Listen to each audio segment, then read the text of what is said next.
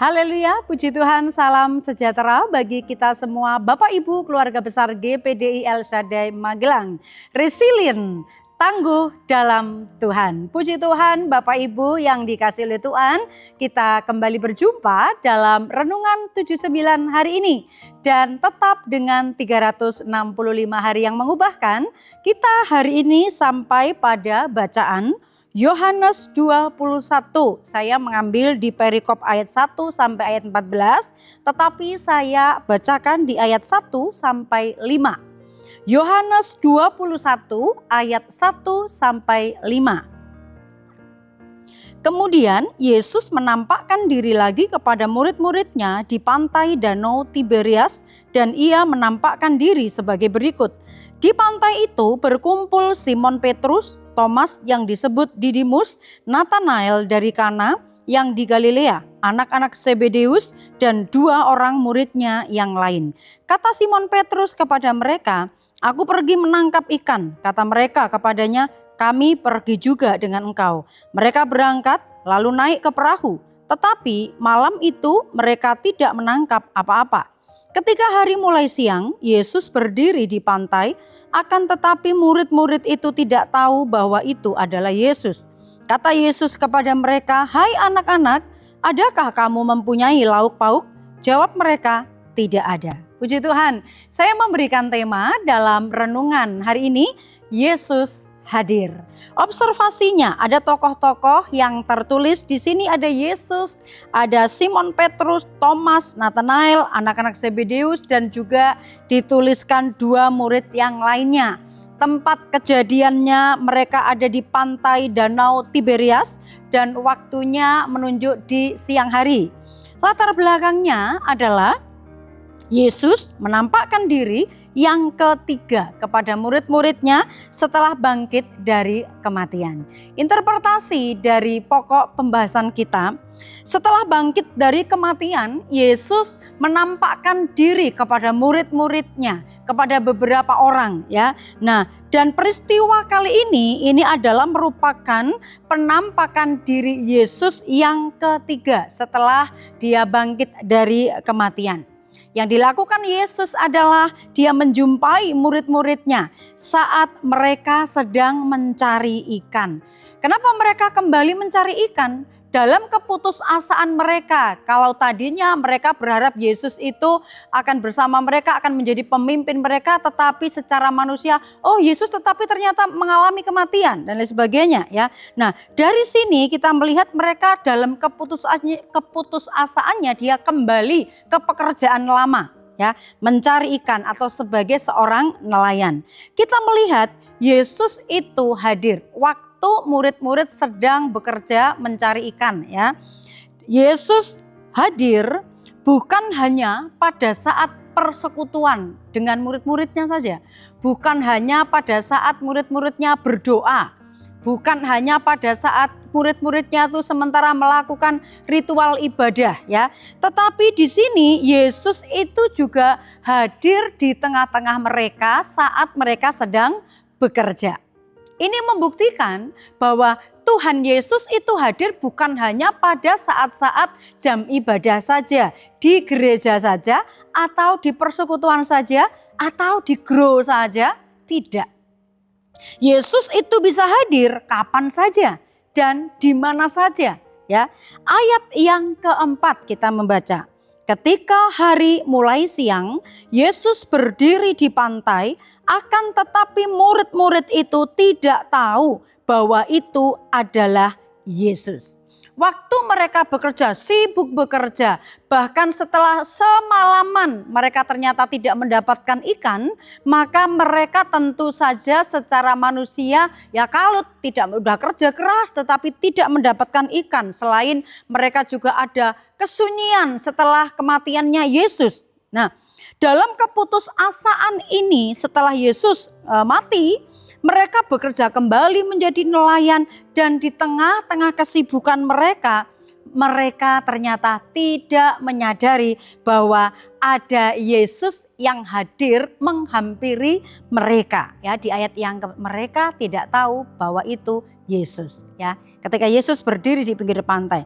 Nah, Bapak Ibu yang dikasihi Tuhan, hal ini seringkali juga terjadi dalam hidup kita. Kita sibuk, mungkin kita sibuk pelayanan, sibuk bekerja, atau juga bisa disibukkan karena pikiran kita yang kalut, karena pikiran kita yang kecewa, pikiran kita yang kosong, hati kita yang lagi tidak karuan dan lain sebagainya. Sibuk.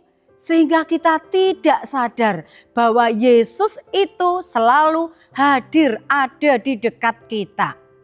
Kita mengabaikannya, kita tidak menyadarinya karena kita sibuk dengan pikiran kita, sibuk dengan kerjaan kita, sibuk dengan masalah kita, tidak menyadari kehadiran Yesus.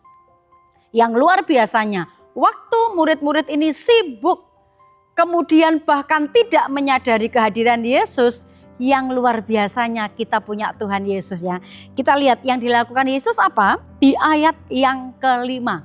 Di ayat yang kelima di bagian awalnya ya, bagian A-nya. Kata Yesus kepada mereka, "Hai anak-anak." Ini adalah sapaan yang begitu indah Bapak Ibu. Waktu murid-murid itu mungkin mengalami kesepian setelah ditinggal oleh Yesus. Mereka merasa Yesus mati, udah tidak ada harapan lagi gitu ya. Yang dilakukan Yesus adalah dia menyatakan diri, menyapa murid-murid terlebih dahulu. Hai anak-anak, Yesus yang mendahului menyapa murid-murid supaya mereka sadar ada Yesus, tapi mereka tidak sadar. Dan Yesus menyatakan diri itu supaya mereka sadar, hai anak-anak, ini adalah sapaan yang lembut, sapaan yang penuh kasih. Seperti orang tua yang menyapa anak-anaknya. Ini luar biasa. Lalu yang berikutnya, yang kedua yang dilakukan oleh Yesus ketika mereka mengabaikan, sibuk, tidak sadar bahwa Yesus hadir. Tuhan menyatakan diri yang pertama, yang kedua, tetap di ayat yang kelima, Yesus itu peduli yang dihadapi oleh murid-murid waktu itu. Pedulinya apa? Di bagian kalimat berikutnya ya. Adakah kamu mempunyai lauk pauk? Yesus tahu murid-muridnya tidak mendapatkan ikan setelah bekerja semalam-malaman. Dan Yesus selain menyatakan kehadirannya, menyatakan diri, dia juga ingin menunjukkan kepada murid-muridnya bahwa ia hendak melakukan mujizat kepada mereka. Dia peduli, dia tidak ada lauk, oh enggak ada ya, waktu ditanya ada lauk, tidak ada, tidak mendapatkan ikan. Lalu apa lagi? Berikutnya, Tuhan itu tidak hanya berdiam diri. Ketika melihat murid-muridnya tidak mendapatkan ikan, selanjutnya adalah yang ketiga, ayat 6. Maka kata Yesus kepada mereka, tebarkanlah jalamu di sebelah kanan perahu, maka akan kamu peroleh. Ini Yesus memberi petunjuk, mengarahkan ya. Membuktikan dirinya itu adalah Tuhan. Karena waktu Yesus berdiam diri di pinggir pantai, mereka tidak sadar ada Yesus. Lalu yang kedua, Yesus, hai anak-anak, masih belum sadar, udah disapa ini sama Tuhan Yesus, masih belum sadar.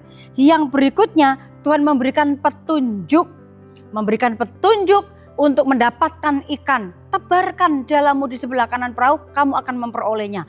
Dan waktu mereka menebarkan jala, maka mereka mendapatkan ikan yang banyak.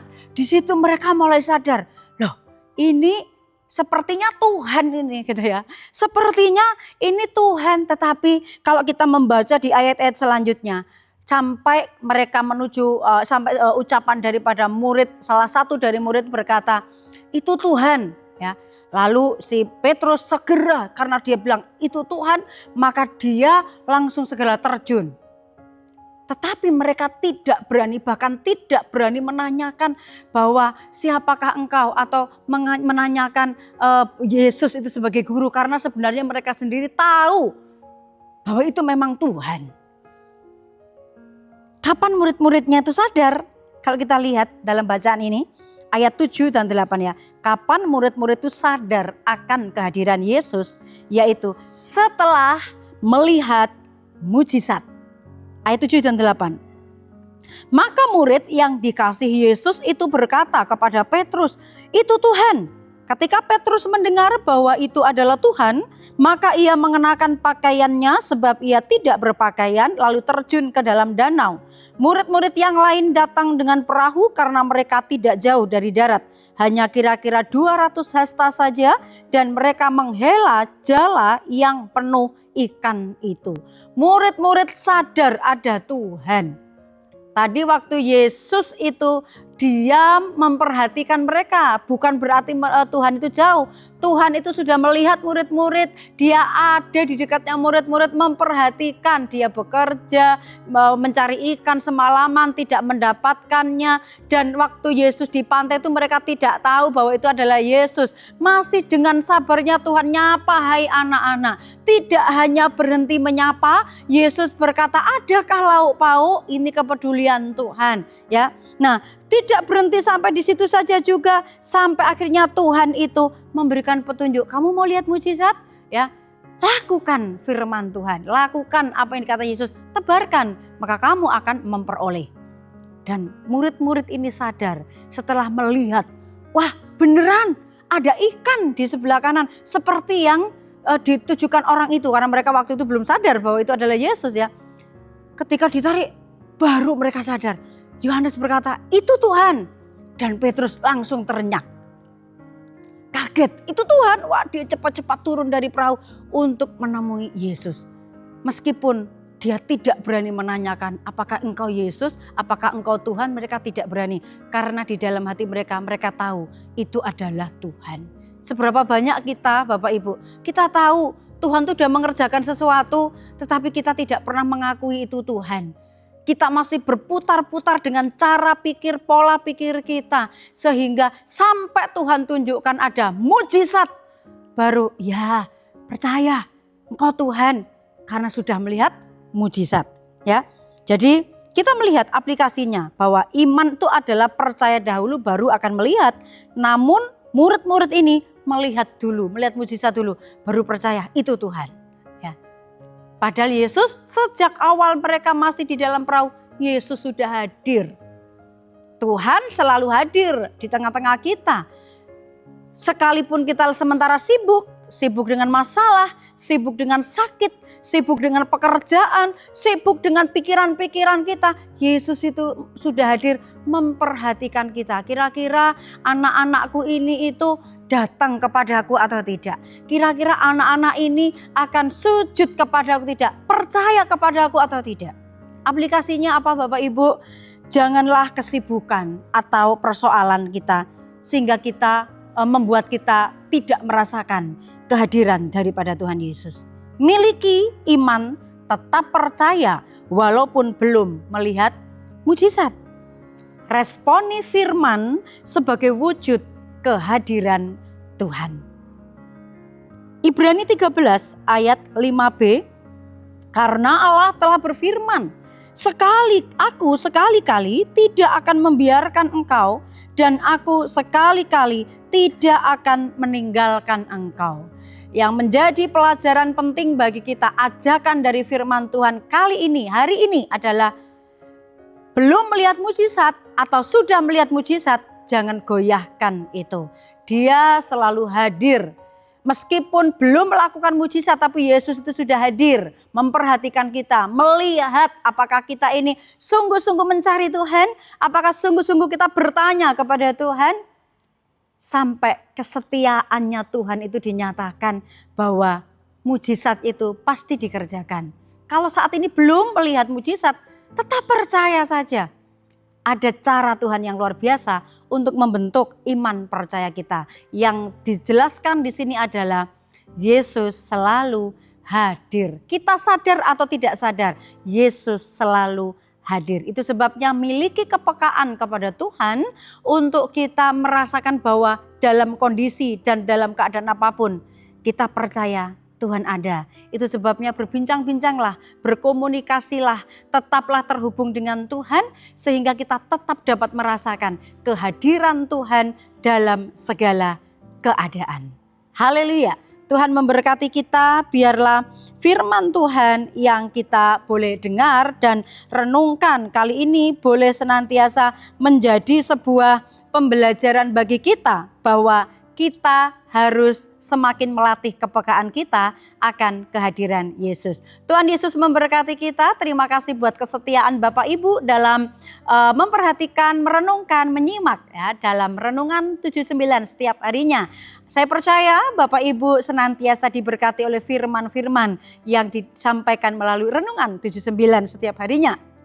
Apabila Bapak Ibu ingin menyampaikan kesaksian atau pokok-pokok doa tertentu, Bapak Ibu dapat menyalurkannya melalui chat WhatsApp 0813 274 288. Mari bertumbuh bersama menjadi orang-orang yang tangguh di dalam Tuhan dengan kita dipenuhi oleh firman Tuhan. Mari kita sambut firman Tuhan ini dengan berdoa.